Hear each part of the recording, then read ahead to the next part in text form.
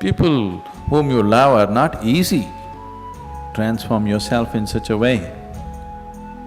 Being in your presence, unknowingly, their cup will turn around. As far as your spiritual process is concerned, anyway you're alone. Namaskaram Sadhguru. I'm in a relationship with a very bitter person who is not interested in spirituality. How can I handle my relationship without losing my way on the spiritual path? If your concern is your spiritual growth only, then if you have a demon for your partner, that's the best thing. But your partner, your husband, wife is not just about spiritual growth, you also want to have a pleasant life in the family. Then you have to choose someone whom you like, but any human being on the planet, there is something that you don't like about them, isn't it so? So you use that part of it for your spiritual growth, and the rest of it you enjoy. Just as life. So if your intention is to have a good family, then some rapport is needed between two people, otherwise it won't work. Especially if you have produced children, then rapport is must, otherwise you'll foul the new life that's come up. If you create a foul atmosphere, you'll foul up the new life that is coming up. Nobody has any right to do that actually, but people are doing it. But no human being has any right… You can mess yourself up as much as you want, that's up to you. But you can't mess up a fresh life that's just coming up. So, if you're looking for good life, family life, then one has to find rapport. And that rapport means some areas of commonality at least.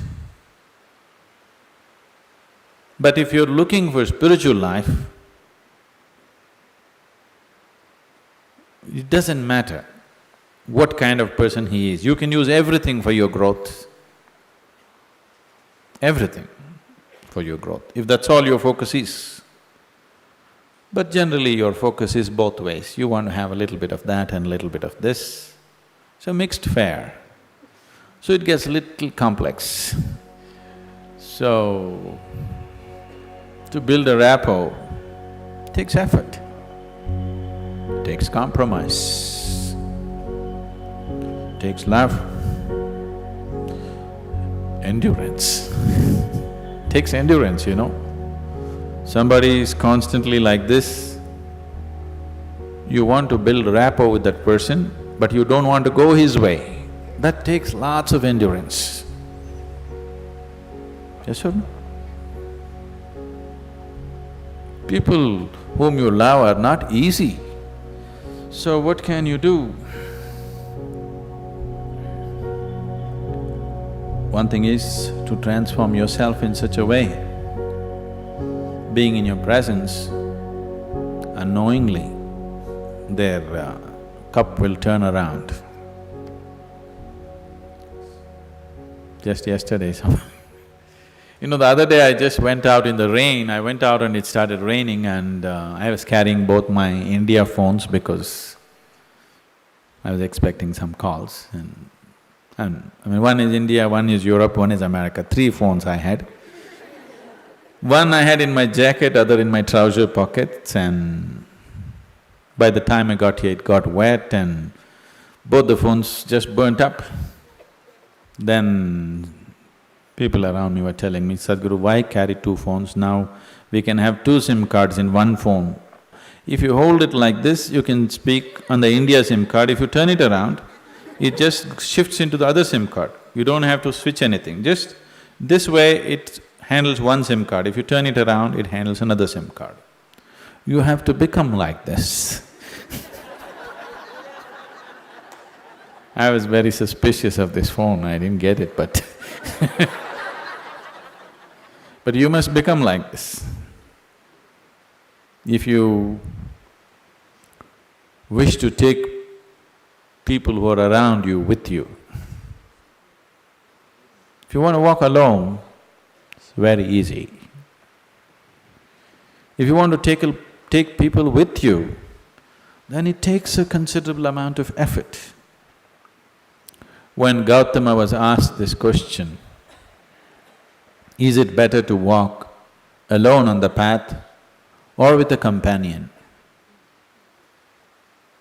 He's not like me, he's dry. He said, it's better to walk alone than to walk with a fool. He's not saying don't walk with anybody, he's not saying don't have companions, but he said it's better to walk alone than walk with a fool. Because they can drain you, they can take such a lot of energy and time, and you don't know, they may be stronger than you and they may take you their way than you taking them your way. There's every possibility, yes? So, I won't say what Gautama said. All I am saying is, it doesn't matter how you walk, as far as your spiritual process is concerned, anyway you're alone. Nobody is with you. It's only the bodily process, the material process of life, which you can share with people. You come alone and you go alone, isn't it? Even if you have a twin brother or a twin sister, you still come alone and go alone, isn't it so? So when it comes to the spirit, anyway, you walk alone. So don't mix that up. So that part of it you handle well. The material part of it, according to your capability, to what extent you can do it, you do it. They come your way, it's wonderful. If they don't, it's all right, don't grudge them. It's just that you don't have to go that way. Maybe someday, when the doctor tells you your liver is in a bad state, he may seek divine, you know. Yes? Have you seen people who are walking in the morning? Not everybody, there are certain type of people, these are all over 50, 55 age group people. They have become lean and they're walking briskly every day, religiously they are there. These are all people who generally had a cardiac problem. They almost died. Then their doctor told them, either you do this or you're gone. Now their walking is like a religion. Not Sunday morning, every morning. Have you seen those people? Suddenly they transform, they eat properly, they do everything properly because the fear of life and death has come. So different people need different kinds of impetus. If you're sensible, you learn by just looking.